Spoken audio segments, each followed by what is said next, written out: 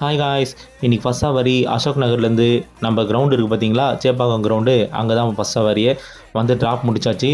அப்புறம் அங்கேருந்து ரெண்டாவது சவாரி சேப்பாக்கத்துலேருந்து டி நகரில் வந்து ஸ்கூலில் ட்ராப் பண்ணிட்டு திருப்பி மூணாவது சவாரி டி நகர்லேருந்து ஸ்பென்சர் பேஸாக தான் வந்தேன்.